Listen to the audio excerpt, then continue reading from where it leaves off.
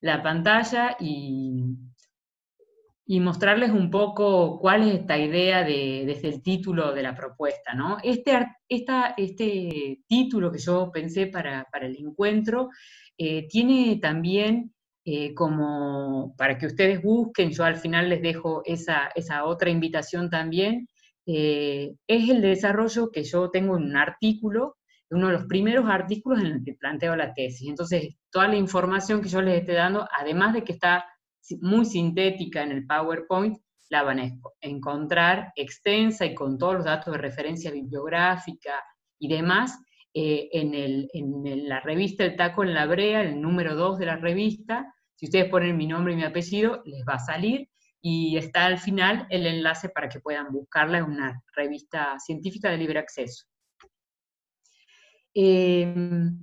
Cuando yo pensaba las palabras para empezar el conversatorio, revisaba el título y veía que, si ustedes se fijan, detrás de la palabra escondida, digamos, detrás de esas palabras, la palabra que está por detrás es la de transmisión, ¿no? Y me parece que si estamos aquí es un poco para pensar o para buscar algunas respuestas a esta pregunta sobre cómo contar la violencia política de la última dictadura militar a las nuevas generaciones desde la literatura, porque yo voy a hablar desde el recorrido y de los postulados estéticos que promovieron en la transición, digamos, en los primeros años, diría, de la recuperación democrática, estos autores, ¿no? En donde podemos reconocer como el boom de la literatura argentina para niños y jóvenes. Entonces, la pregunta escondida ahí es por, la palabra escondida es por la transmisión, y me parecía interesante empezar con un texto un fragmento de un texto de Jack Hasson, en ese libro tan hermoso que se llama Los contrabandistas de la memoria, en el que el autor afirma que siempre existe un desgarro en la tensión existente entre una transmisión, por más lograda que ésta sea, y un deseo que intenta situar al sujeto en el espacio mismo de su verdad, de su vida, de su existencia. Además, transmitir equivaldría tal vez a tener en cuenta que jamás evitaremos a nuestros descendientes el hecho de que su camino esté sembrado de obstáculos cuando intente conciliar la historia pasada con la actual de su deseo subjetivo. Porque, en fin, dice el autor, lograr una transmisión equivaldría a preparar al niño para afrontar las dificultades de la existencia. Me interesa a mí esta cita porque vincula la transmisión con algo viejo que se vuelve algo nuevo en el deseo del otro y da paso a nuevas decisiones individuales. Desde este cruce de la literatura y la transmisión, considero que las palabras y las historias pueden acompañar y dar autonomía para pensar y decidir en el camino. Lo que me interesa es que podamos explorar las decisiones estéticas de los autores del campo de la literatura argentina para niños, niñas y jóvenes, para contar el pasado violento de la última dictadura. La pregunta epistemológica, me olvidé que estaba la cita ahí, por leerla, los datos van a estar en la referencia bibliográfica al final, así que les dejo un poco ahí. La conexión que me interesa a mí es esta cuestión del deseo de cada uno y esa conexión con lo que estaba antes y con lo que viene a plantearse después, o a surgir después, ¿no? La pregunta epistemológica, quizás que distingue al campo de la literatura infantil y juvenil, es cómo ampliar las representaciones simbólicas de niños, niñas y jóvenes a través de la literatura.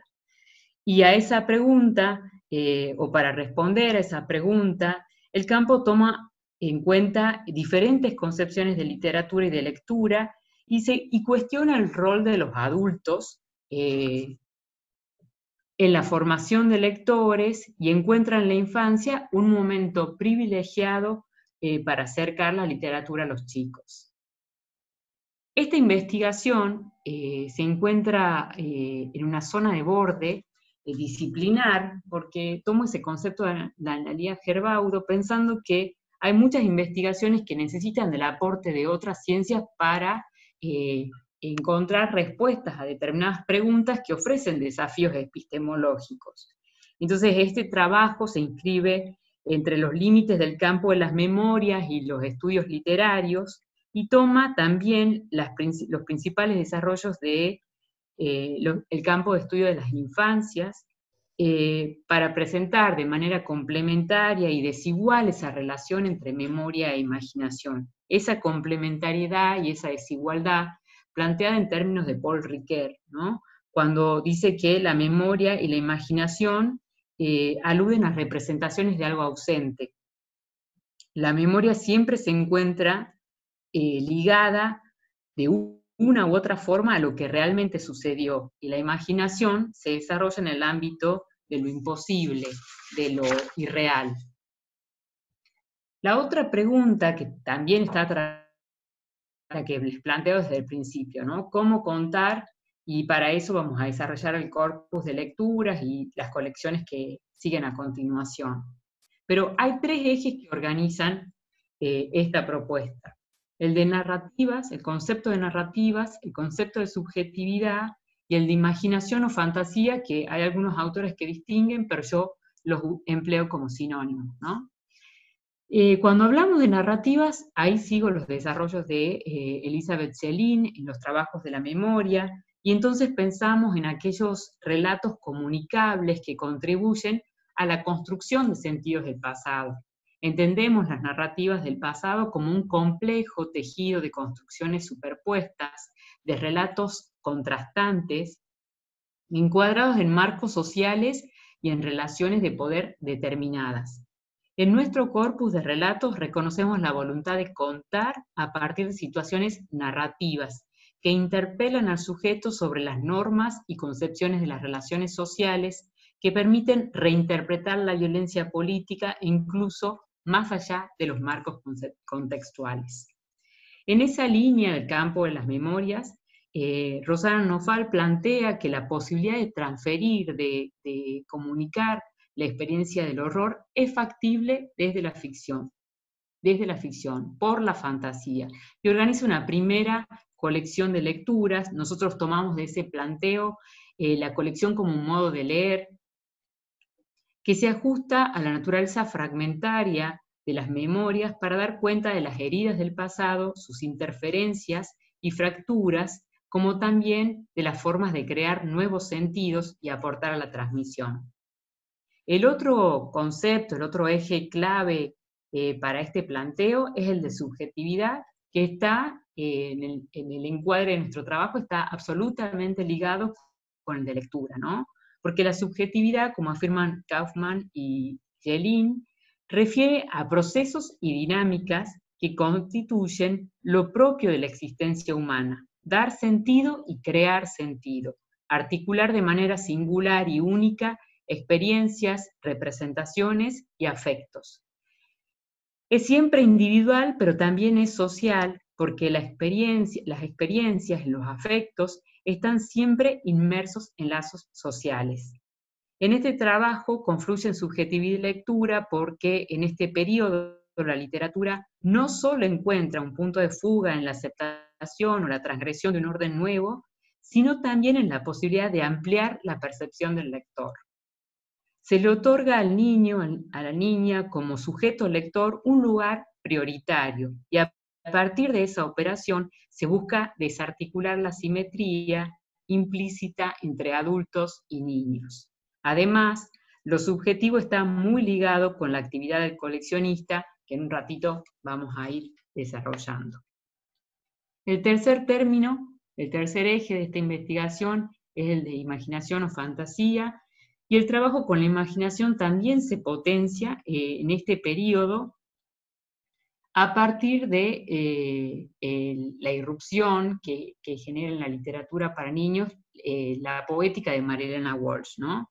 En esa tensión que se pone en evidencia entre la vertiente moralizante de la literatura, una vertiente tradicional, una vertiente que busca el mensaje detrás de los textos, y esta vertiente que van a traer los nuevos autores que siguen ese legado de Marielena Walsh, que es la vertiente estética, que apunta a la arbitrariedad de la literatura, ¿no? A la arbitrariedad literaria. En ese momento inicial en que se está fundando a partir de la figura de Walsh esta línea estética, consideramos que el aporte, los autores empiezan a plantearse en sus ensayos, en sus distintos textos críticos, que el aporte de la literatura a la niñez está en la posibilidad de contribuir o acompañar el proceso del sujeto como lector, ampliando las representaciones del imaginario social y contribuyendo así a su propia subjetividad. Algunas claves de lectura para tener en cuenta lo que está pasando en la literatura para niños en relación con las infancias en los 70, tiene que ver con el punto central de las prohibiciones, ¿no? Vamos a pensar en las prohibiciones o ese por qué prohibir la torre de cubos, un elefante ocupa mucho espacio. Ese es un punto de partida también en estos planteos. ¿Qué es lo que reconocen ahí como amenaza, como un peligro para las infancias? ¿Por qué se prohíben estos libros, ¿no? Hay un trabajo con la imaginación que están proponiendo estas autoras, de Betach, Bornemann, pero también tenemos a Jack Barnes. Hay una serie de autores que están trabajando en colaboración entre la ilustración y los textos narrativos con una potencia que interpela, les decía, desde esta corriente de lo arbitrario o estética de la literatura, interpela los protocolos que tienen que ver con una literatura moralizante, ¿no? Con infantilizar aún más la infancia, ¿no? Que pareciera un ejercicio en el que se cae muchas veces para pensar la literatura infantil y juvenil. Lo que vengo a proponerles es que descubramos cómo estos autores introducen elementos políticos para pensar o para construir, para lograr este propósito de ampliar el imaginario social desde la infancia, ¿no? Entonces el punto central, les decía, de las prohibiciones fue reconocer en el trabajo con la imaginación que propone la literatura una amenaza para las infancias. Si pensamos en definiciones de imaginación como las de Kieran Egan, que dice que imaginar es el acto o la capacidad de formar imágenes mentales de lo que no está en la realidad, o el acto o la capacidad de crear imágenes mentales de lo que nunca se ha experimentado en realidad, y le agregamos a esas definiciones la de fantasía de Gianni Rodari, que la presenta como un instrumento para conocer la realidad. El punto en común de estas definiciones es que la fantasía o la imaginación están directamente relacionadas con la posibilidad de experimentar o participar de una realidad alternativa. Las prohibiciones entonces en el campo de la literatura infantil y juvenil confrontan, ¿no?, con el derecho a la imaginación, están mostrando que lo que está por detrás es censurar uno de los derechos culturales, como postura Marielena Walsh en ese trabajo, en ese artículo audaz y emblemático, que es Desventuras en el País, Jardín de Infantes, en el que ella denuncia que lo que nos están quitando es en términos culturales, obviamente, el contexto es mucho más grave, ese texto es del 79, pero lo que en términos culturales ella denuncia es que nos están quitando el derecho a decidir, el derecho a imaginar.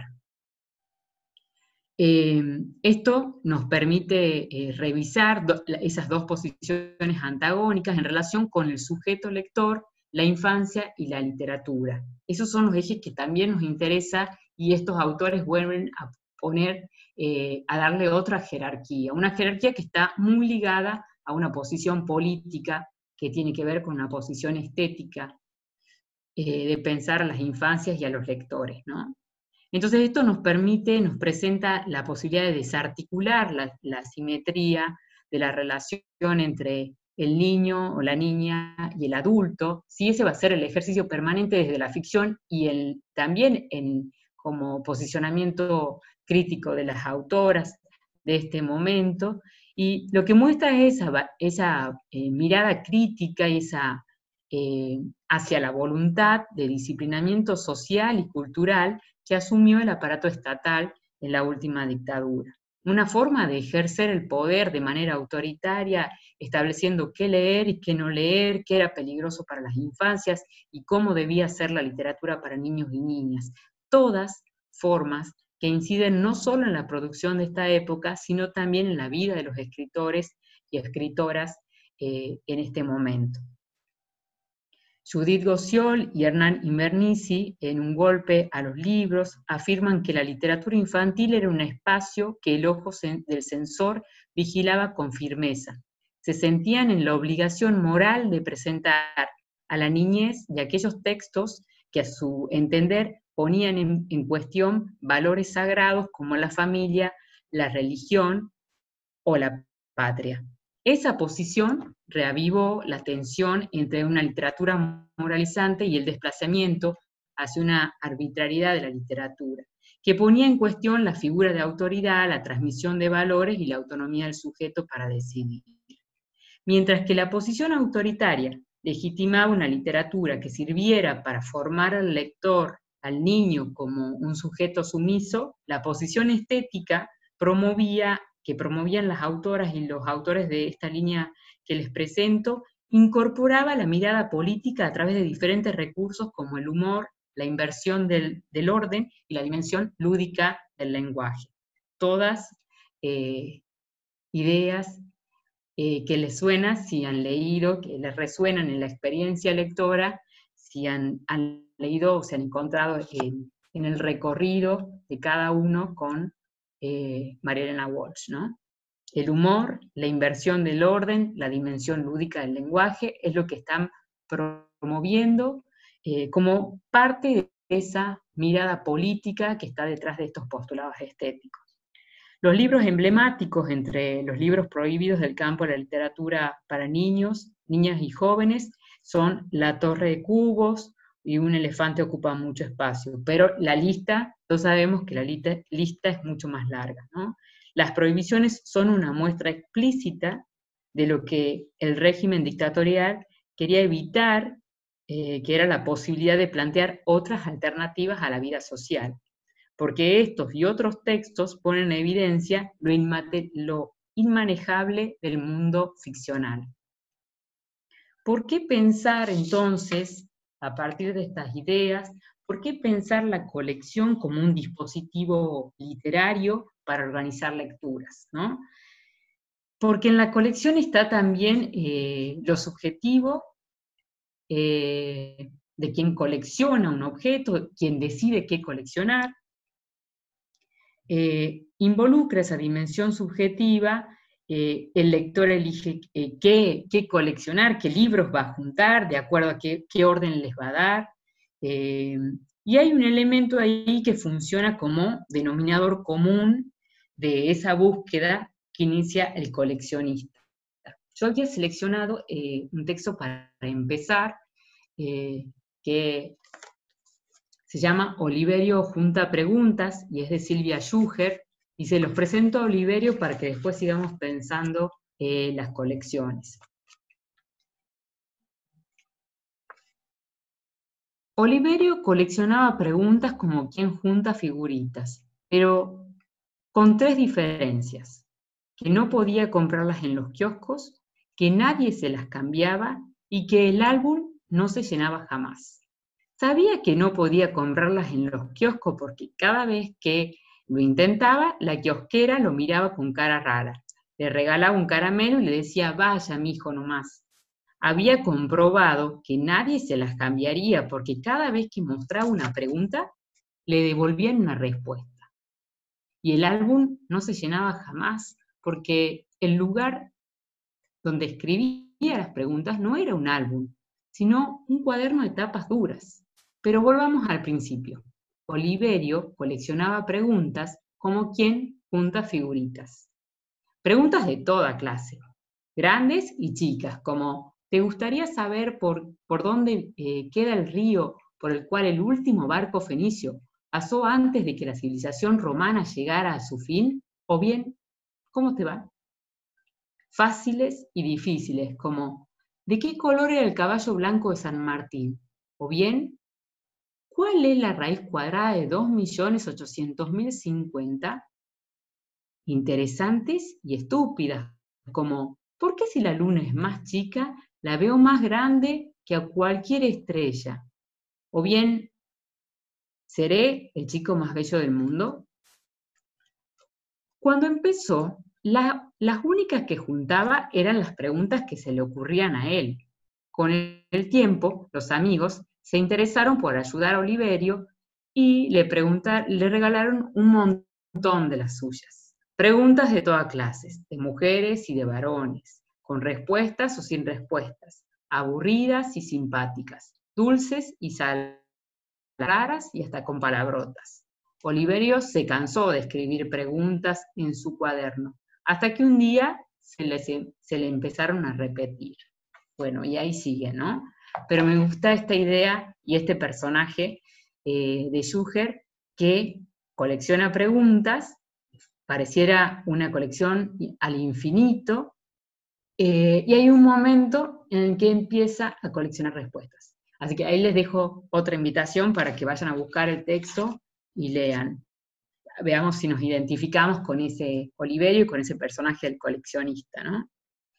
Entonces, les decía, en nuestro caso el objeto a coleccionar son relatos sobre ciertos objetos que presentan la particularidad de componer escenas.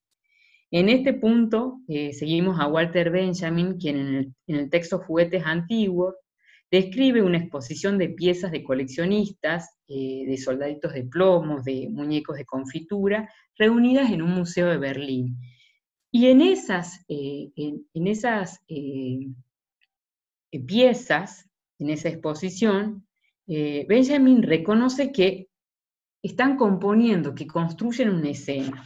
Si ustedes van a explorar después los textos, van a encontrar escenas concretas que pueden trabajar, identificar y que se pueden retomar para hacer comentarios en relación con estos temas, ¿no?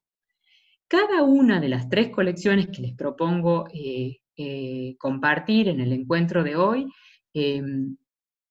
presenta un corpus de textos de la literatura argentina para niños con alguna particularidad y tiene una figura que lo distingue del resto. Y al mismo tiempo generan un movimiento que aporta a esto que les decía, a la construcción o ese desplazamiento político que hace el campo de la literatura para niños, ¿no? La primera colección que les propongo es la que denominé Memorias de Elefantes.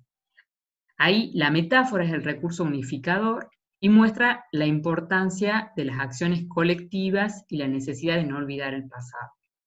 La segunda está organizada en función de el personaje del sapo, un personaje emblemático de las historias de Gustavo Roldán, de la poética de Roldán, que representa la tradición de contar historias que dan origen al mundo y por medio de la analogía, la narración oral se presenta como la estrategia de este personaje del monte chaqueño para contribuir al diálogo intergeneracional.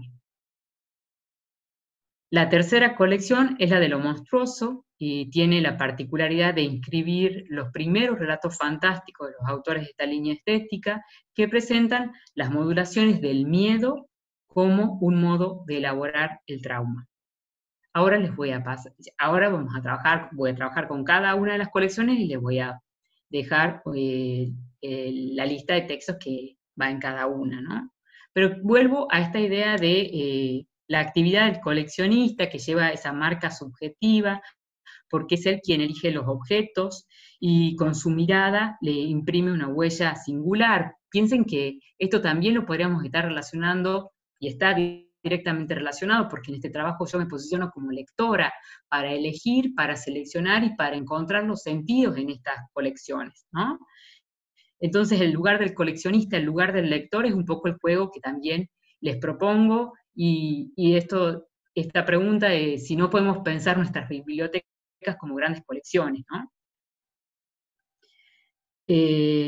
Y cuánto hay ahí de transmisión al pensar que los chicos pueden armar sus propias bibliotecas, seleccionar sus propios libros. Bueno, en esa dirección va la propuesta.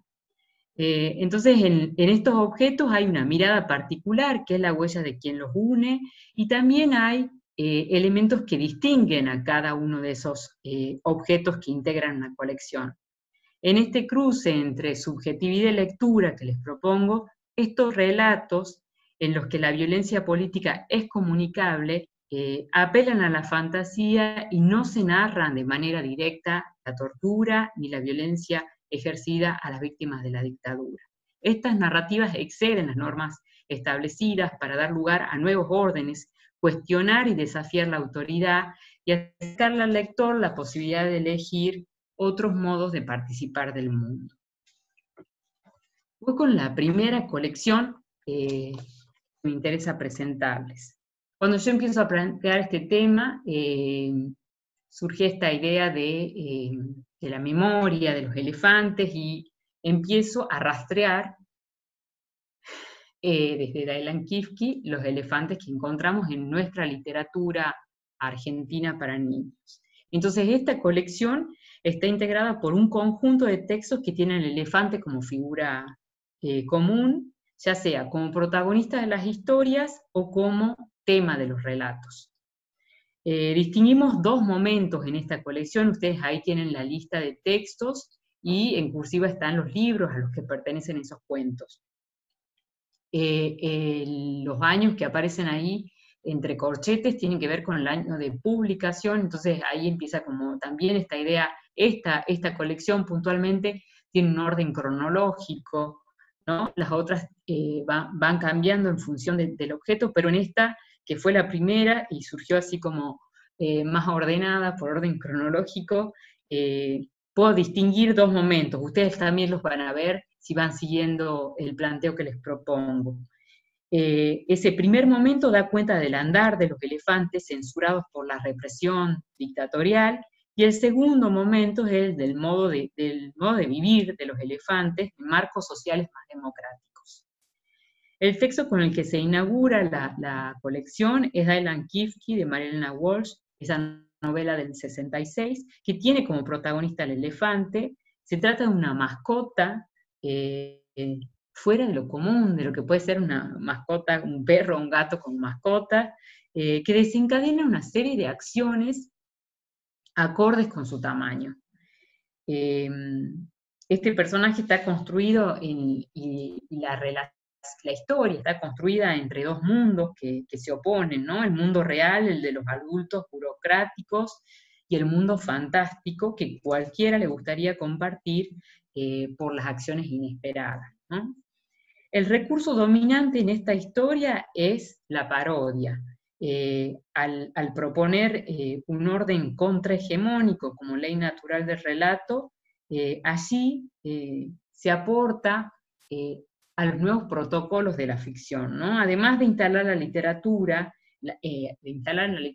la figura del elefante como un personaje que tiene una actitud silenciosa, o que con el peso de su presencia desafía el orden de las instituciones e involucra a un grupo de personas que se arriesgan en una serie de situaciones fuera de lo común.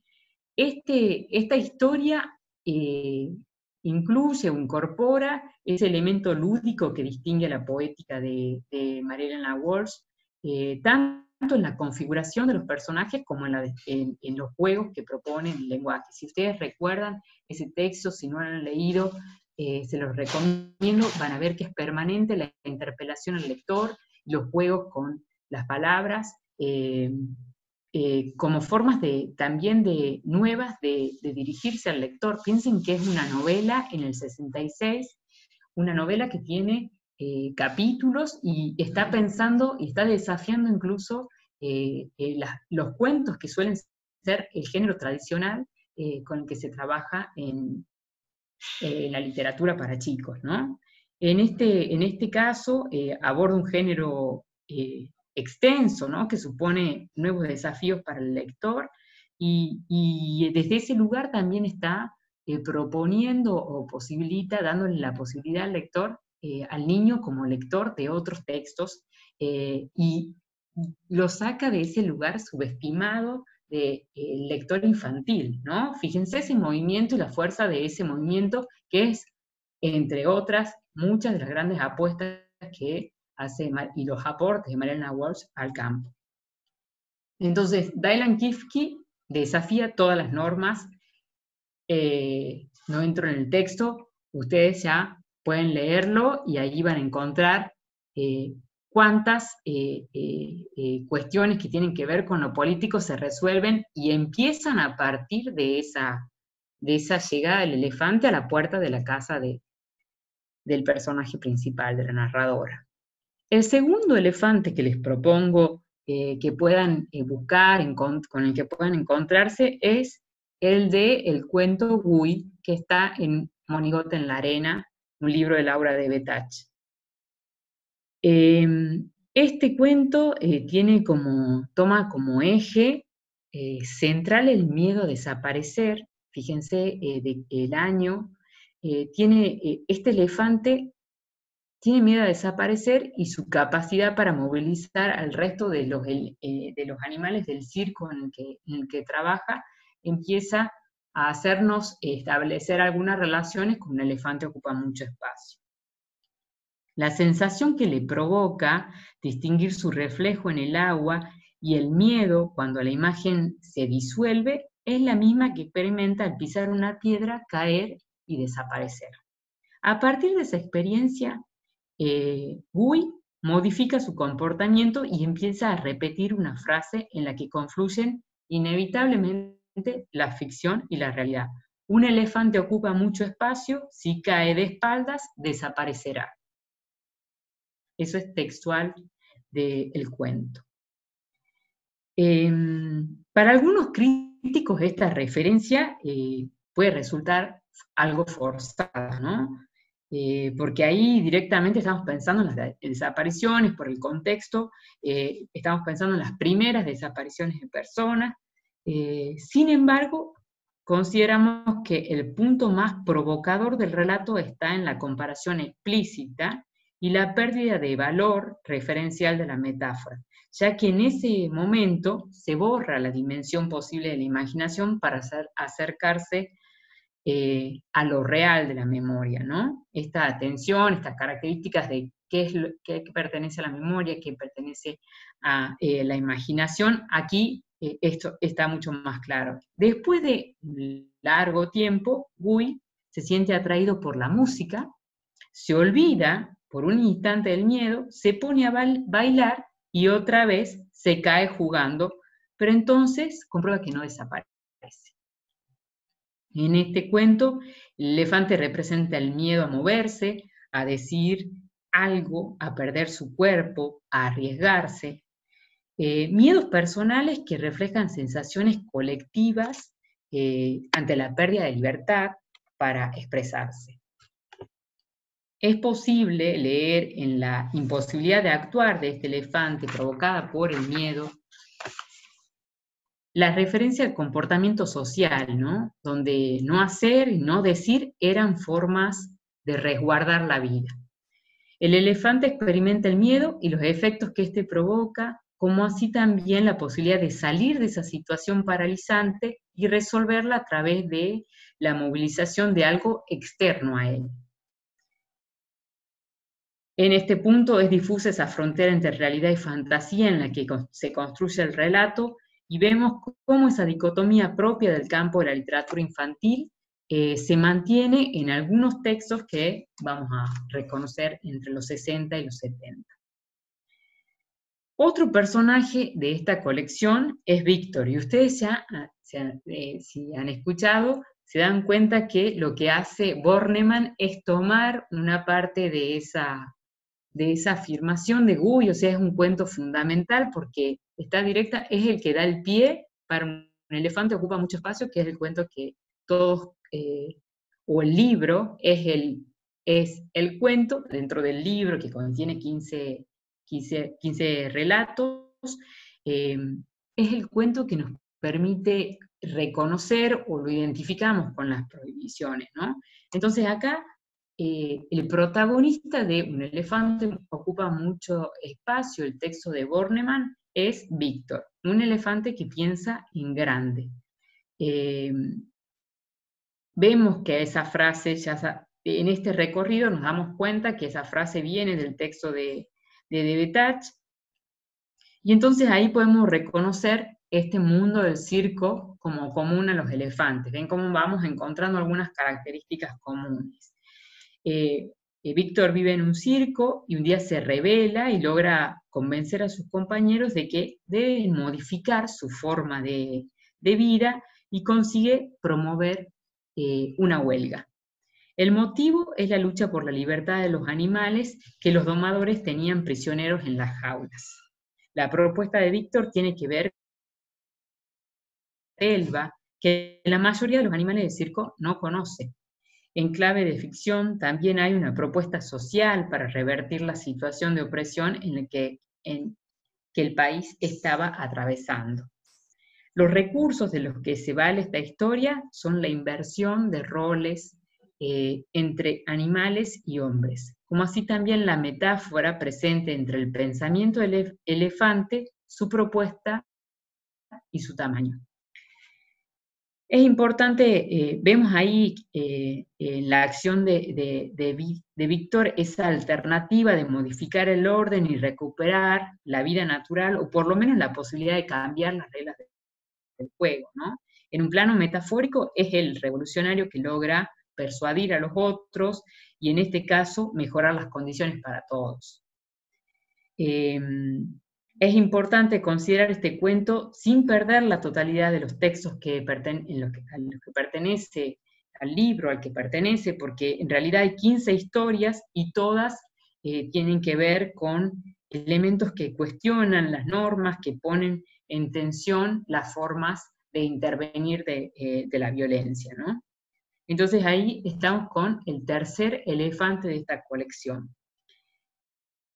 En los textos de esta primera parte de la colección se alude a la violencia política por omisión o elipsis, podríamos decir. Hay distintas manifestaciones de la violencia, aunque el término no está suprimido. La alusión a través de acciones concretas, como la prohibición de la libre expresión, el desafío de lo establecido por nuevas formas, el miedo y el sometimiento que amenazan la vida, son permanentes referencias en estos textos. Como contrarrespuesta a estas manifestaciones de la violencia política y de lo que provocan, la figura del elefante compone a lo largo de los relatos una serie de situaciones paradigmáticas que ponen el acento en la necesidad de asumir decisiones o correr algún riesgo para modificar la realidad y lograr las repercusiones de ese cambio en acciones colectivas que involucran a otros actores.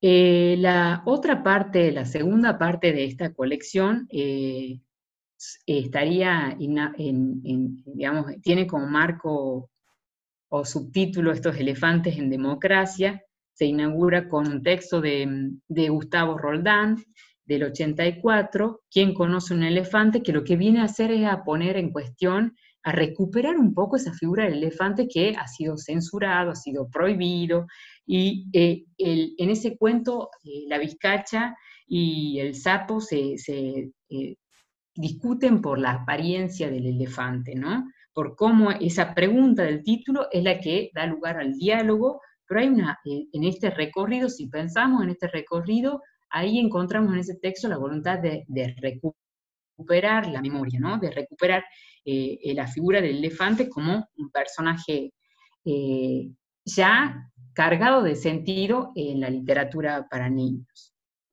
El otro texto es Prohibido el elefante, que es un texto del 88, y esta historia es muy interesante porque transcurre en el monte, ¿no? En el monte chaqueño, y ahí encontramos distintos grupos enfrentados, y dice Rodin, las cosas no andaban nada bien.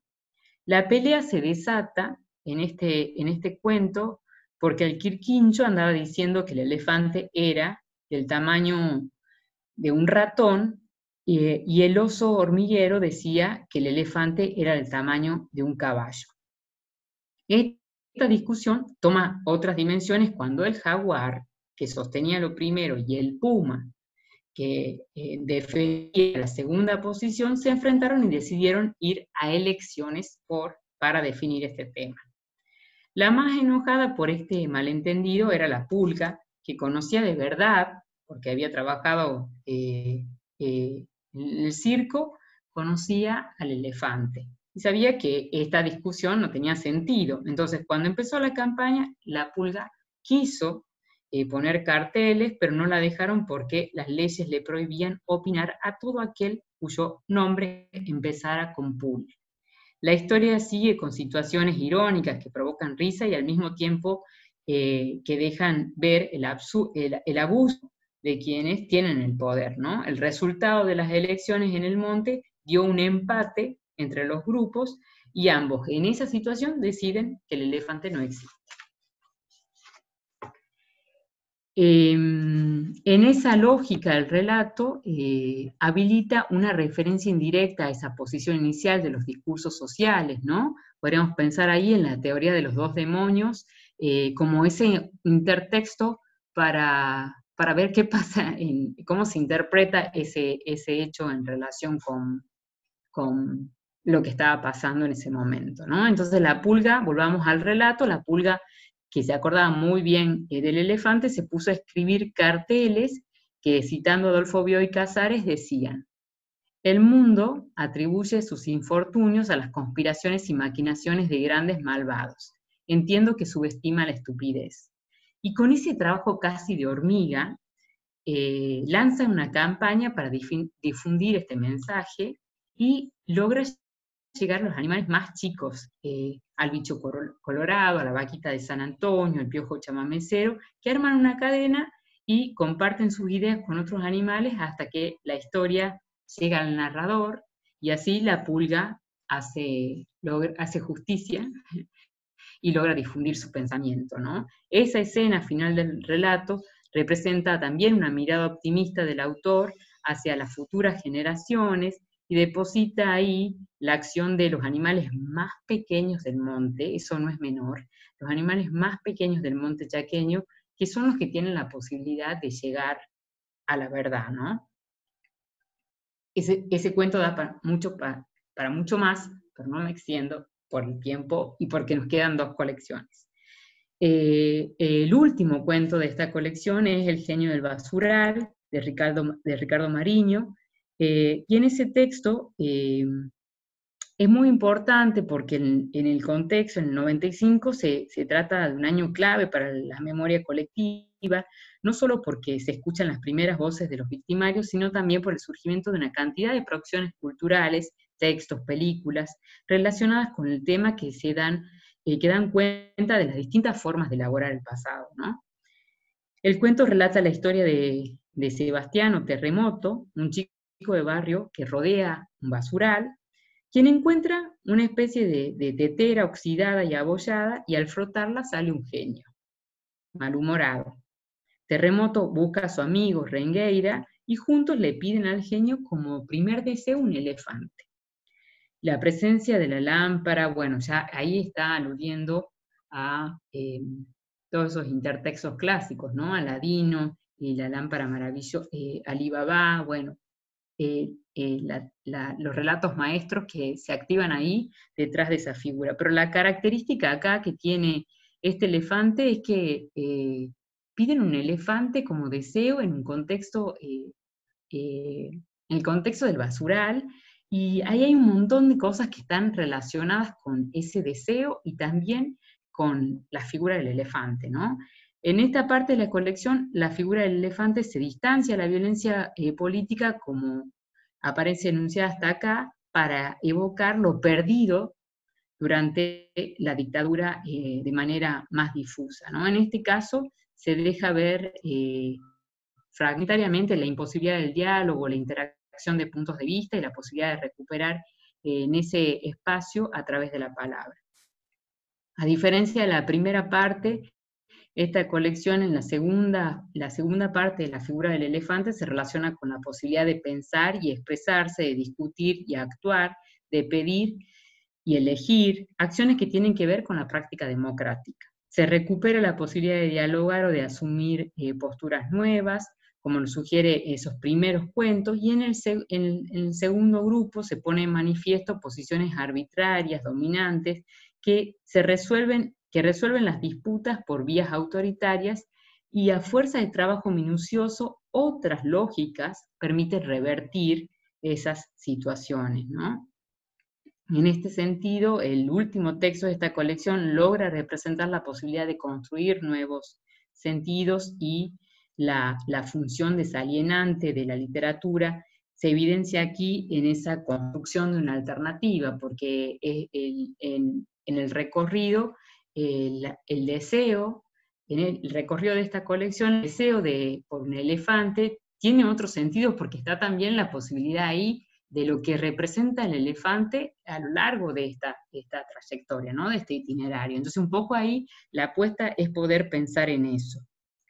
Los objetos, ya como para cerrar algunas conclusiones de esta primera colección, los objetos reunidos en esta colección cobran valor en lo singular, en lo individual y en lo colectivo, ¿no? Si se avanza en el recorrido, van a poder encontrar la carga simbólica del elefante, no solo por su capacidad para recordar, sino también por la posibilidad de entrar en acción o de modificar una realidad.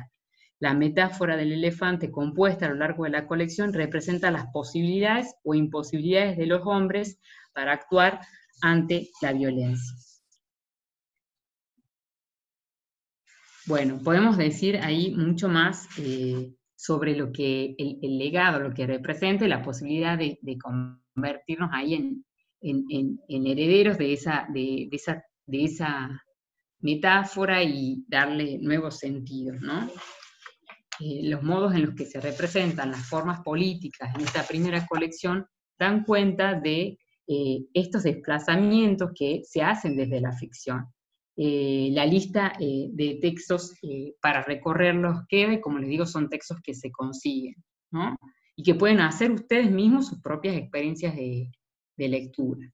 La segunda colección que les propongo es la de las historias del sapo. El sapo ocupa el lugar de quien sabe, vivió, tiene la experiencia del pasado y del presente. Entonces él va a ser el que va a representar la posibilidad del diálogo intergeneracional. Quizás para el tema de la violencia política y el terrorismo de Estado, la figura o esta colección es la más representativa por el hecho de que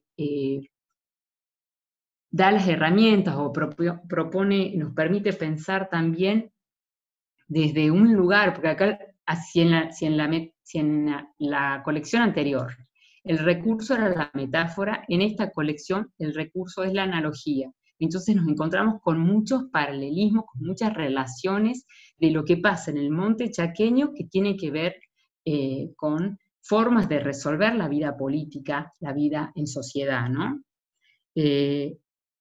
Esos dos primeros cuentos sobre lluvias y sapos, o quien conoce un elefante, lo que hacen es presentar a este personaje, al sapo, como el narrador, ese nexo entre pasado y presente.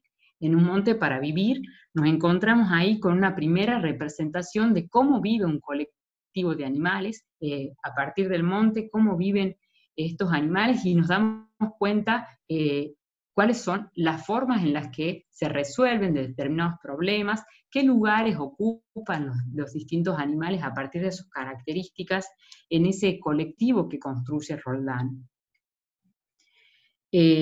Sabemos que el sapo también es un personaje emblemático de la literatura infantil, podríamos conectarlos con otros textos que muestran ese lugar del sapo como el narrador, como el que conoce, el aventurero, el que se arriesga a nuevas historias, ¿no?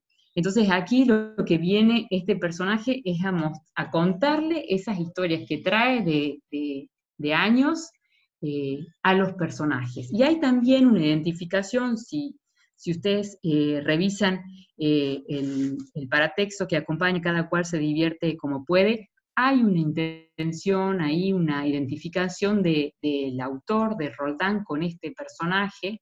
En el prólogo de este libro que les menciono, habla el sapo y plantea que en realidad es Roldán quien les está robando todas las historias a él. Entonces ahí vemos como ese juego del autor también y esa identificación con el personaje, porque Roldán, si después pueden leer sus textos autobiográficos, sus autobiografías, van a encontrarse que su experiencia de infancia es la de la narración oral, y él lo que él hace es, para el campo de la literatura infantil y juvenil, actualizar un poco ese legado con nuevos personajes, y a partir de esta reconstrucción que propone en su poética, que es el monte chaqueño como la vida en sociedad, en esa dimensión social de lo colectivo, ¿no? El tamaño del miedo es importante porque lo que hace ahí es contar uno de los animales. El coatir viene a plantearles que, bueno, esto de que se encontró con un monstruo y que tienen miedo y que y es el sapo quien descubre, lo ayuda a enfrentar ese miedo. Entonces esta colección también por ese lado muestra el lugar o recrea esa figura del adulto o busca en algún punto acortar esa asimetría entre el adulto y el niño. Ahí el trabajo del sapo como mediador es el eje de esta colección y nos permite ir estableciendo algunas, a partir de las preguntas que le hacen los animales del monte, ir encontrando nuevas alternativas en una posición que se basa absolutamente en el diálogo. Entonces eso es lo que también viene a aportar esta colección, como les decía, la posibilidad del diálogo intergeneracional, ¿no?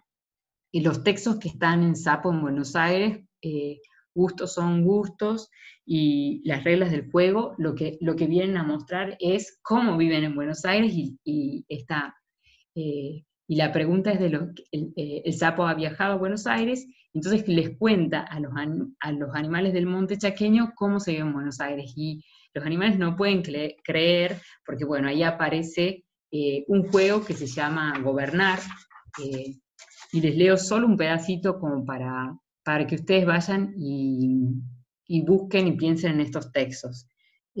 Cuando están hablando en este diálogo, los animales le preguntan en qué consiste este juego, ¿no? Al sapo, y el sapo lo describe así. Le dice, los que ganan comienzan a gobernar por un tiempito, y entonces llegan los militares, los echan y se quedan ellos con el gobierno. Pero eso es trampa, don Sapo, gritó enojado el Piojo. ¿Militares? Preguntó el Tordo. ¿Qué es eso, don Sapo? No es fácil de explicar, mijo. ¿Ustedes oyeron hablar de los dragones? Sí, don Sapo. Usted nos contó una vez. ¿Y de los ingleses?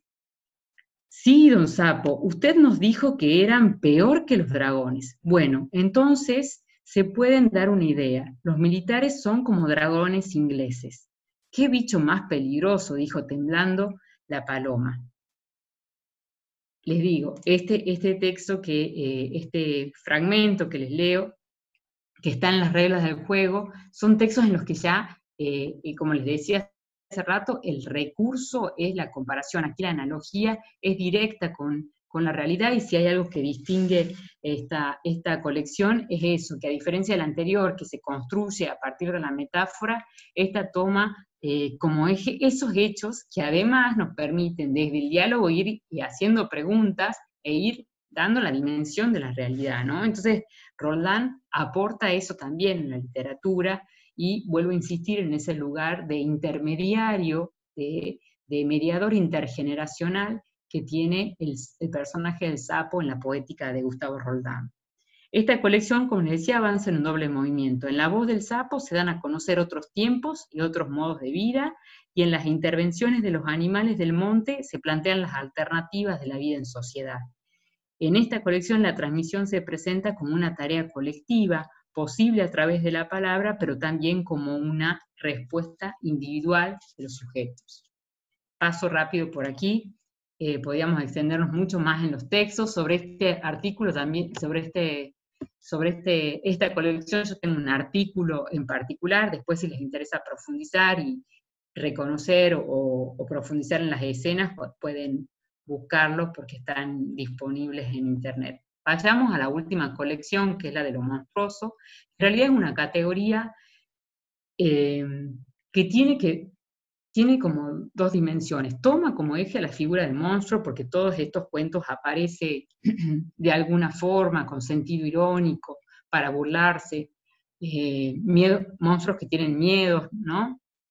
Monstruos que pueden ser vencidos, ¿no? En los relatos de esta colección, pero además armo esta categoría para mostrar que los autores se animan a un poco más con ese cruce con el fantasy, ¿no? En donde lo familiar, como les decía cuando presentaba esta colección, lo familiar se deforma, y en los relatos de esta colección van a ver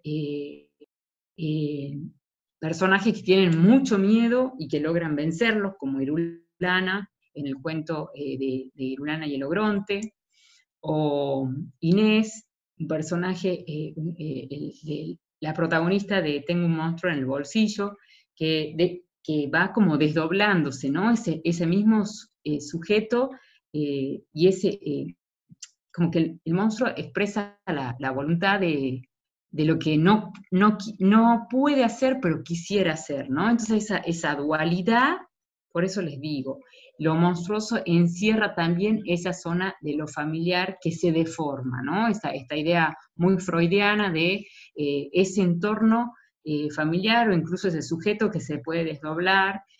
Hay cuentos en donde aparece metamorfosis, hay muertes, hay presencias de distintas amenazas para los protagonistas de estas historias, que lo que hacen es construir una zona en donde la realidad se vuelve una amenaza, y algunos de estos personajes de estas historias tienen las posibilidades de revertir esa realidad, contrarrestar ese miedo, vencer ese ogro, ¿no?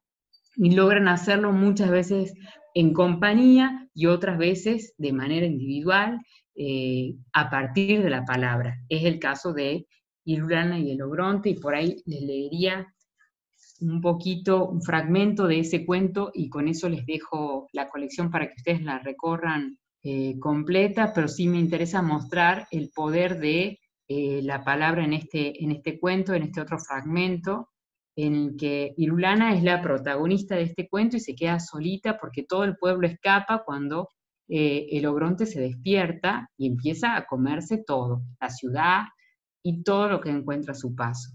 Irulana se queda paralizada en un banquito, muerta de miedo. Pero hay un momento que algo pasa, ¿no?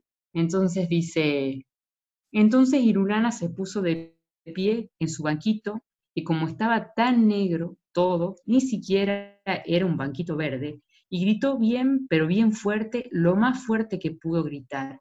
¡Irulana! Eso gritó, una sola vez, y aunque Irulana tenía una voz chiquita, el nombre resonó muy fuerte en medio del oscuro.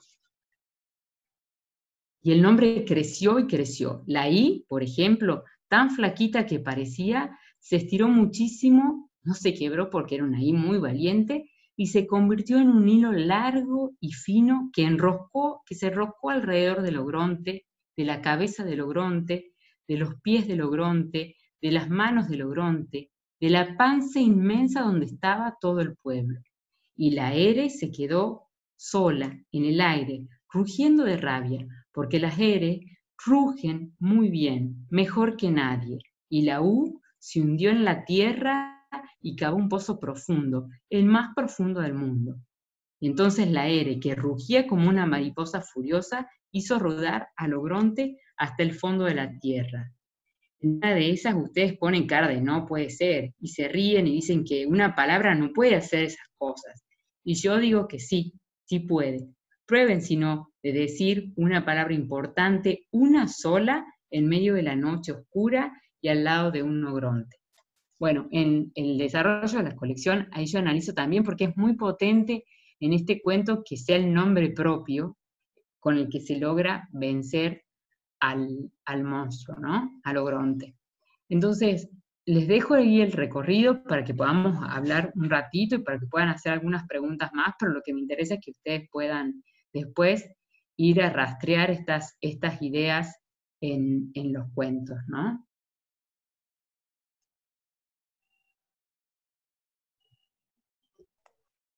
Bueno, no tengo, a ver, preguntas por acá.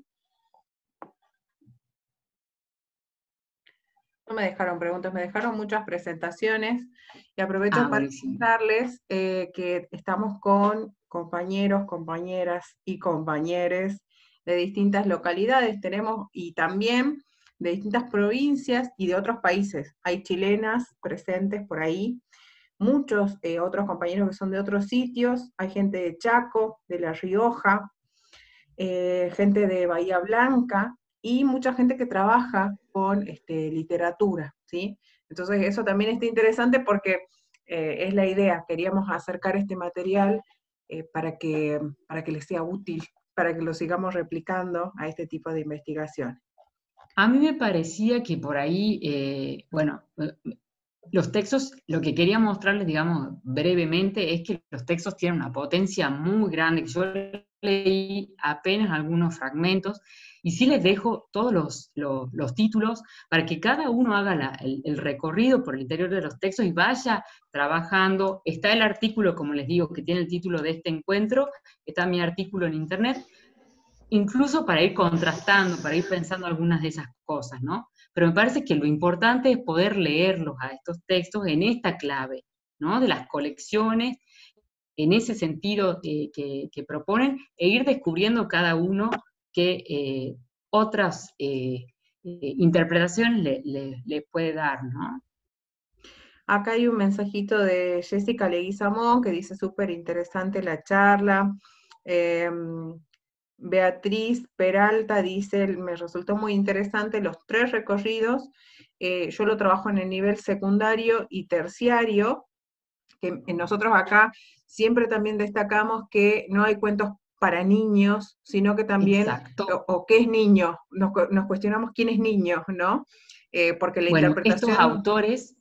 estos autores empiezan con ese, es algo que excede al planteo de lo que proponíamos para este espacio, pero una de las principales disputas críticas que tienen las discusiones centrales de ese momento tienen que ver con desplazar a la literatura de esa caracterización de infantil, porque en realidad nos damos cuenta que cualquier lector que se encuentre con estos textos descubre muchas cosas y cada lector va a descubrir cosas distintas, de acuerdo a su propia trayectoria, al momento en el que se encuentre con esa lectura. Entonces aquí lo importante es también desarticular eso que ellos proponen, desarticular la simetría, no pensar o encasillar los textos, ese es el gran error, encasillar los textos para chicos y los textos para adultos. Bueno, ese es el trabajo que también empiezan estos autores entre fines de los 80 y principios de los 90 y siguen hasta la actualidad, ¿no? Por eso también estamos trabajando, la propuesta es como conocer estos textos, porque también la literatura reciente no ha sido tan difundida y hay que leerla de distintas maneras, nos presenta posibilidades múltiples de entradas, porque yo les doy, si ustedes van a leer estos textos encuentran otras interpretaciones y otras puertas de acceso, ¿no? Entonces lo importante es recorrer estos autores, conocer sus poéticas. Aquí, en esta historia que yo les presenté en las colecciones, queda fuera Oliverio, y ustedes han visto que es un personaje que entra absolutamente con sentido a la propuesta, ¿no? Entonces, eh, son textos para leer. Creo que hay que leerlos con otros, hay que leerlos con chicos, hay que leerlos con adultos. Y está buenísimo esto de también pensar que las fronteras las ponen las editoriales, pero los lectores somos los que decidimos para qué público está destinado ese texto. Y si ese texto es para nosotros o es para que nosotros leamos con otro, ¿no? Sea la edad, tenga la edad que tenga. Evelyn también dice que le gusta mucho y lo va a empezar a trabajar con sus niños. Acá hay un mensajito, Laura dice, muchas gracias por tu presentación, se nota la pasión por la lectura y la imaginación como vehículo de nuestros deseos, nuestros temores, nuestros anhelos y sobre todo el respeto a las infancias. Nosotros a veces también pensamos mucho, porque se presentan a veces estas dificultades o estos temores de si las temáticas de memoria y derechos humanos son para trabajar con niños o no. Y creemos también que en el trabajo, en la educación de las infancias, tiene que estar presente. Y sobre todo podemos utilizar el recurso de la literatura, que es lo más flexible para empezar a cuestionarnos, a pensar, porque sí es real que no podemos abordar algunos otros materiales que pueden tener No, otra crudeza, ¿no? un poco también pensar que las posibilidades de discurso literario para trabajar estos temas tienen que ver con, no vamos a plantear no vamos a llegar a plantear como lo plantearíamos desde el discurso histórico, ¿no? Son diferencias, entonces ahí creo que hay que también poder pensar cuál sería la intervención que acompañaría estos textos, ¿no? ¿Qué palabra, qué es lo que busco? O sea, quizás si es un punto de partida, quizás para empezar a hablar otros temas podríamos ver, pero no pensar que estos cuentos son el disparador no, acá hay un montón de sentidos que están por detrás de esos y que podemos llegar a uno de esos sentidos o es una de esas posibles líneas que nos plantean es recorrer esta temática, ¿no? Pero el texto desborda en sentidos y creo que si quien lee en las instituciones estos cuentos, marcando una sola direccionalidad en el sentido, les resta a la propuesta. Porque acá, incluso guiando también algunas intenciones, creo que los textos hablan por sí mismos y que también hay que dejar hablar a los lectores, no hay que imponerle sentido, ¿no? Entonces, dejar un poco ese encuentro, qué pasa cuando otro se encuentra con ese texto y qué puede decir. Quizás no es lo que yo esperaba, pero hay algo que ese texto está generando, ¿no? Entonces buscaré otro texto, sí, pero atiendo a esto que ese cuento disparó, ¿sí? Me parece que por ahí muchas veces vamos con algún objetivo concreto y la literatura tiene que ver con la arbitrariedad, ¿sí? Con la libertad para leer, y en ese punto no todos vamos a interpretar lo mismo en los textos, ¿no? Poder Eh, contemplar eso desde la posición de quien lee, porque acá la relación siempre es desigual. Nosotros elegimos qué texto vamos a leer con los chicos, y ellos a veces no tienen esa posibilidad. Hay un momento en que empiezan a poder elegir, pero antes, ¿con qué criterio elegimos, ¿no? Para acercar estas lecturas a los chicos? para que nos escuchemos y no sea un diálogo solo nuestro, Sí, le doy la palabra a Rosita Beatriz Peralta, que había hecho un comentario bien interesante sobre sus estudiantes en un taller de oratoria.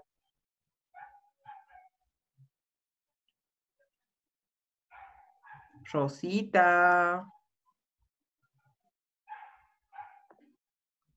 Y si no, también estaba un aporte muy interesante, si Rosita no está en este momento, de Amelia Cejas. Si lo Perdón, quieres contar. ahí escribió en el chat que se había retirado Rosa. Ah, muchas gracias, Jessy. Y Amelia, anda por ahí para que nos cuente. También está Anita Núñez Lanciloto. Ahí está Amelia. Amalia. Amalia, perdón.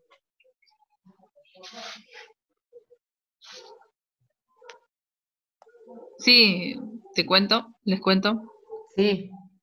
Bueno, en el año 1998 yo estaba en quinto, sexto grado y las maestras de lengua, a partir del poema Carta de un león a otro, eh, más o menos, bueno, trataron el tema a través de la metáfora que me recordó mucho los cuentos de la primera colección con animales.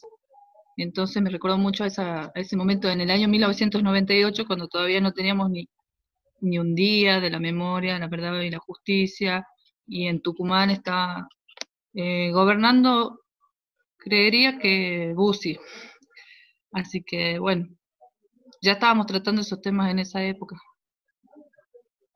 A mí eso me parece interesante, pensar ahí la figura, mira cómo se activa esa lectura, ¿no? Entonces, la importancia que tienen las lecturas que hacemos en la escuela, eso es clave, y el criterio que tenga el docente para llevar esa lectura en determinados momentos, eso es, eh, va a depender también de cuánto haya leído, de su formación literaria, ¿no? Que es algo que también promovía Marielena Walsh desde los primeros textos, ¿no? Desde sus primeras conferencias. Entonces ahí hay muchas cosas en juego que es importante pensar, porque el rol del adulto mediador para seleccionar los textos es clave, porque activa esto, ¿no? Estas son las instancias de lectura que después marcan las trayectorias de los lectores. Así es. Anita, te escuchamos.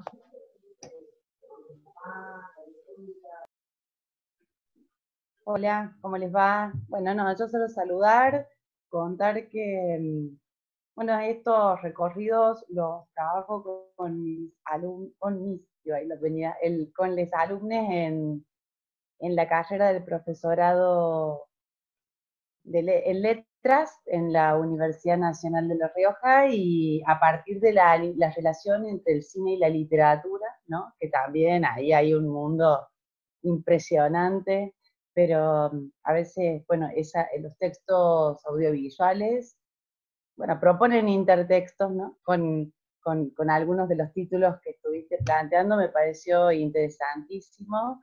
Y bueno, también pensaba, creo que es Yelin quien dice que hay momentos, ¿no? Para poder enunciar de distintos modos o dar apertura a la memoria de distintos modos.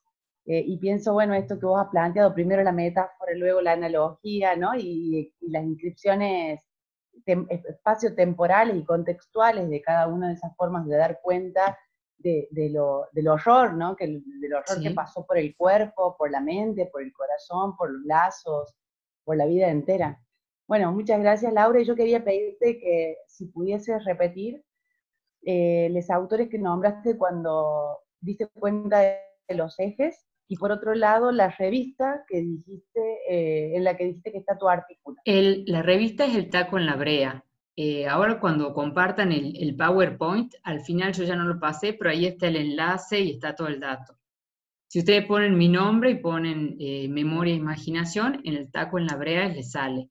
Y no sé lo que me preguntás de los ejes, la bibliografía, pero está toda ahí en ese artículo.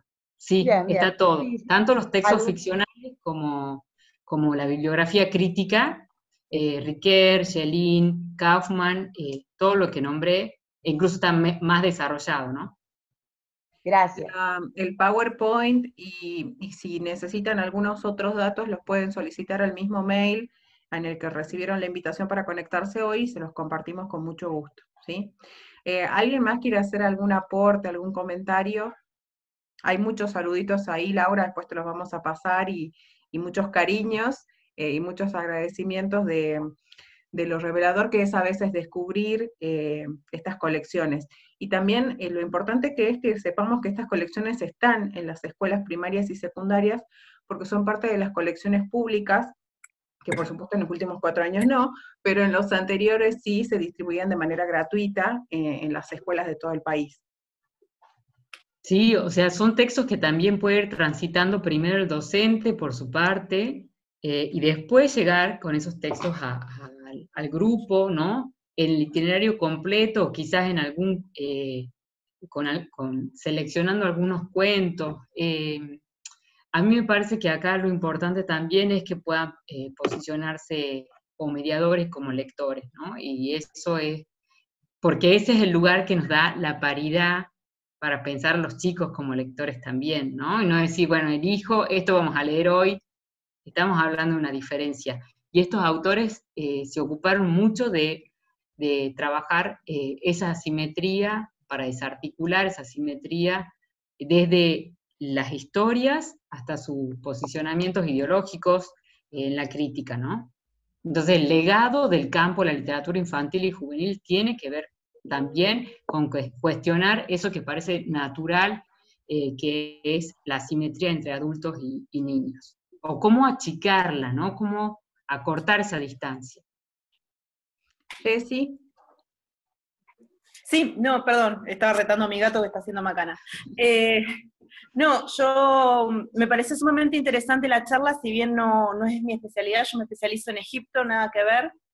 Trabajo la literatura en Egipto y trabajo las categorías de memoria, justo mi tema de investigación son las categorías de memoria y olvido en la literatura. Entonces muchos de los textos que mencionabas me traían a la memoria todo lo trabajado. Y me resultó sumamente interesante pensar todas esas colecciones, que nunca las hubiera pensado como colecciones, sino como textos escritos aleatoriamente. Nunca se me hubiera pensado poder trabajar esos textos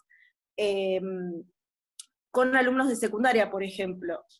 Sí, algunos cuentos, sí, algunas referencias, pero por ahí nunca se me hubiera ocurrido pensarlo de esa manera como colecciones, y me parece sumamente interesante poder ampliar no solamente el caudal de los chicos, sino también el propio. Claro. Y por ahí está bueno eso que vos decís, porque en realidad uno puede presentar los textos sin buscar, sin darles previamente los sentidos, ¿no? Ver qué encuentran ellos en cada uno, y vamos a ver cómo se van articulando estos sentidos, porque tienen que ver con cómo leemos, ¿sí? La pregunta también es esa. Y por ahí, ¿qué objetos son los que podemos coleccionar, juntar, ¿no? Creo que la colección de los elefantes, en la que me detuve un poco más, es como muy clara en eso, en cómo la idea de rastrear un objeto y de poder ahí, a partir de ahí, ir reconociendo los sentidos que van modificándose, ¿no? En las características de esos relatos. Por acá decía, Omar Alberto Rojo decía que citaba uno de los cuentos con los que nos han formado a muchos, que es por ejemplo La planta de Bartolo. Claro. Y pensábamos en estos textos que generalmente nos han enseñado como los clásicos, como los que estaban insertos en el currículum, como obligatorios de trabajar, y qué poco hemos profundizado en este otro tipo de textos que son tan de la pedagogía crítica, de la educación más liberadora, ¿no? Sí, poder pensar también fuera del canon, ¿no? O sea, de eso que leemos, pero cómo que leerlo de otro lugar, leerlo del revés, o pensar cuáles son los objetos que queremos coleccionar, ¿no? Ahí también está la posibilidad de ir formando nuevas colecciones. Creo que eso también es un poco pensar el coleccionista, el lector como coleccionista, me parece que abre muchas posibilidades, de ir pensando ustedes qué objetos hacen serie dentro de esos que les interesa, ¿no? Me parece que ahí también está lo que promovían estos autores, modos de leer, que el otro, niño, niña, se posicione como lector, ¿no? Y ahí me parece que el desafío es fundamental, porque ese posicionamiento como lector es lo que permite otros desplazamientos.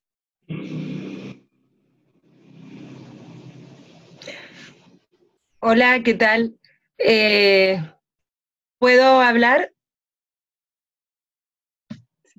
Sí, sí. Bueno, yo hace un rato era Omar Alberto Rojo.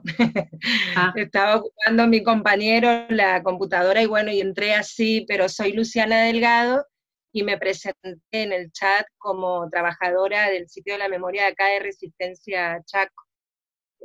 Fui la que me acordé de la planta de Bartolo, porque la verdad que nosotros recurrimos a estas obras constantemente y coincido muchísimo con vos, Laura, y la verdad que esta sistematización que nos compartiste hoy de las colecciones 1, 2 y 3 es un aporte contundente, digamos, para seguir trabajando y para ver cómo poder ofrecer eso de darle el sentido a estas obras. Les cuento que nosotros trabajamos como trabajadores de la Casa de la Memoria en el penal número 1 de Corrientes. Ingresamos ahí a dar un taller de historia reciente en contexto de encierro, y leímos con los muchachos del penal número 1 que están presos, estas obras, y otras obras inclusive. A la hora de realizar un trabajo en concreto para poder visibilizar el laburo en contexto de encierro hacia el espacio público, ellos eligieron hacer una muestra y reeditar libros que estuvieron prohibidos.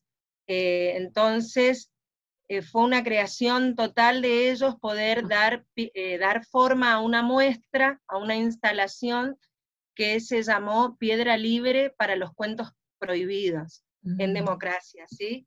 Y está genial la muestra, es una muestra itinerante donde la hacemos a la autora de La Línea, Beatriz Dormec. Sí. Y después también, bueno, El pueblo que no quería ser gris, y un montón de otras obras que tenemos ahí en la biblioteca de la casa.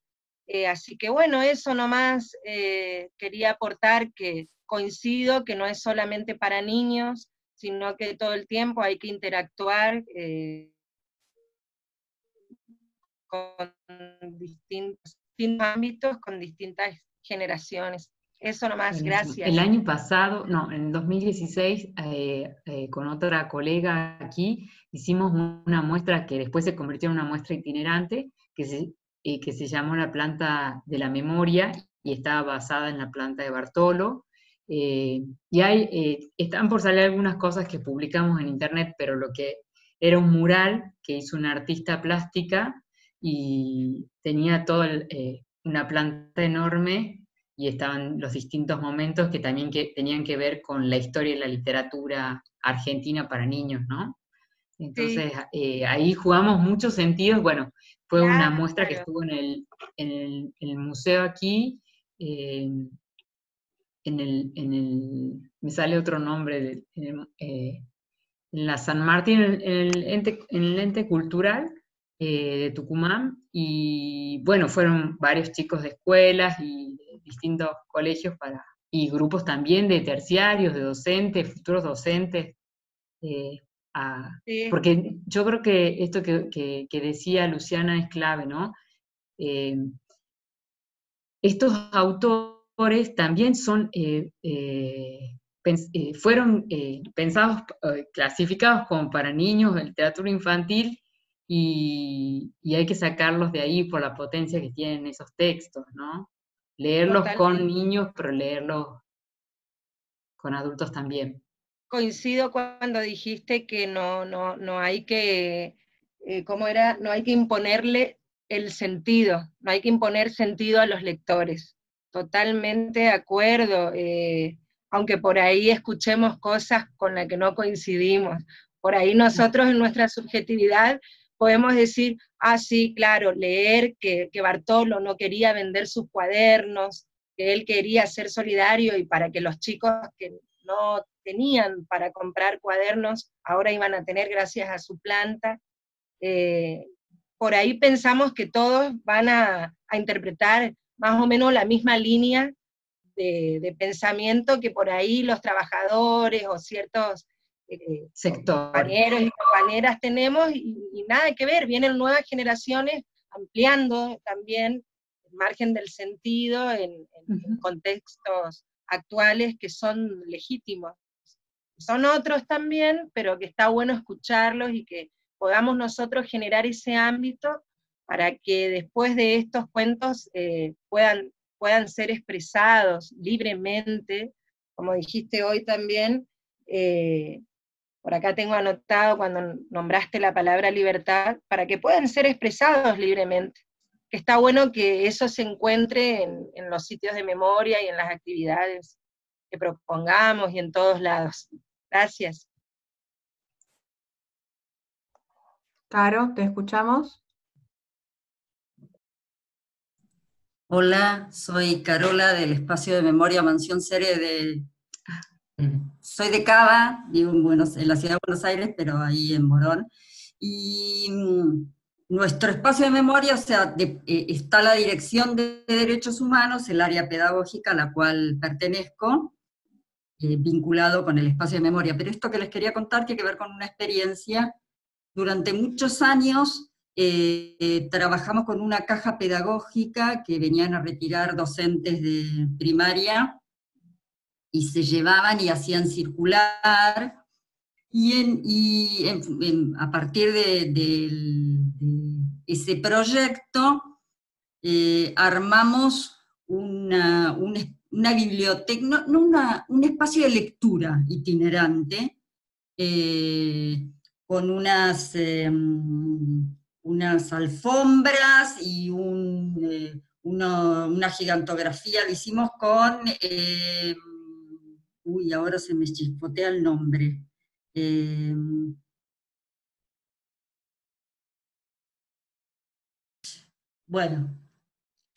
Con uno de los cuentos, que ahora se me chispotea el nombre. El caso Gaspar. Y con libros que hicimos con Goma Eva, de los proyectos anteriores, que era un elefante y el caso Gaspar, y lo llevamos a una escuela secundaria.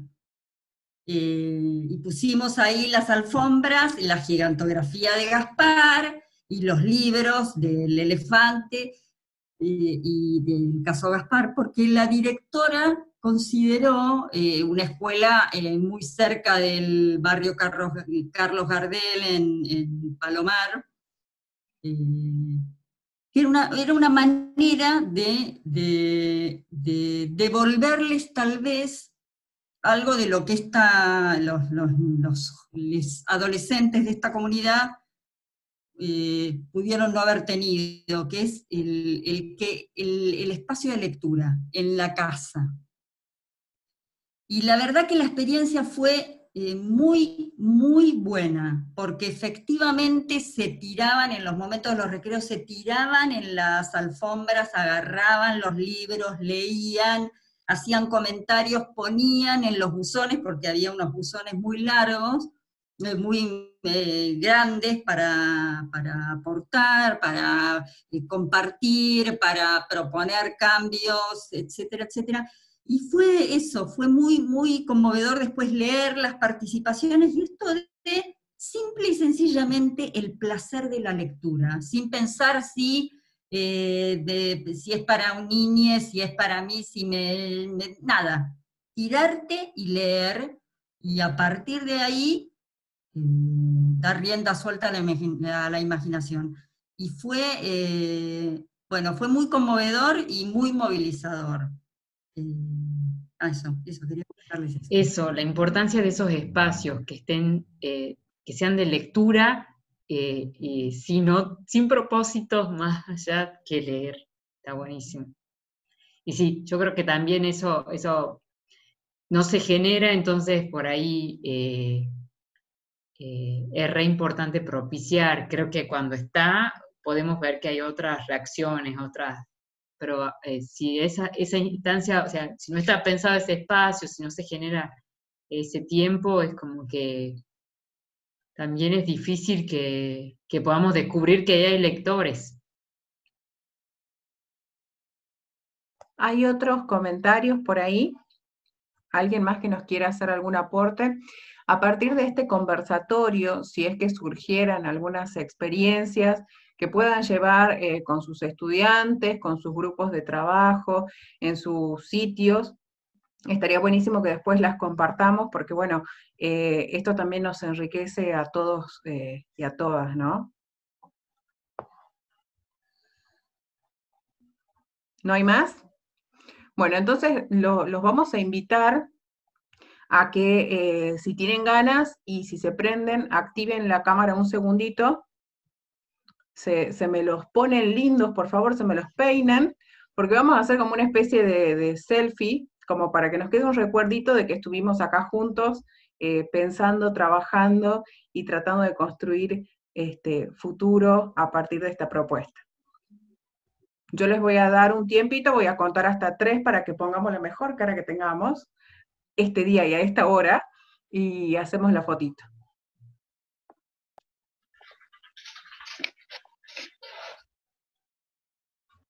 Bien. Estamos todos por ahí. Me van a tener que tener paciencia porque hay como dos pantallas de gente. Entonces voy a hacer la primera. Lo mismo todos posen por las dudas, ¿no? A la 1, a las 2, a las 3. Muy bien, alto que voy a la segunda pantalla. Laurita, hay una Laurita ahí que se está enfocando solo la frentecita. No eres tú. Es otra Laura. Bueno, vamos a retratar la frente de Laura entonces. A la 1, a las 2, a las 3. Listo. Han salido todos hermosos, hermosas y hermoses. Bueno, los últimos recordatorios, las constancias van a estar a partir de la semana que viene, mediados de la semana que viene ya las van a tener en sus casillas. Este material también va a estar subido y se los vamos a enviar por mail también hasta mediados de la semana que viene. Y los contactos y las sugerencias y las cosas que quieran enviarles a Laura, la pueden enviar a nuestro mail para que nosotros se las compartamos, ¿sí? Ha sido un gusto compartir con todos ustedes este momento. Gracias, Laura. Muchas gracias por este aporte. Gracias a todos. Será hasta la próxima. Muchas gracias. Nos vemos. Buenas noches. Chao, gracias.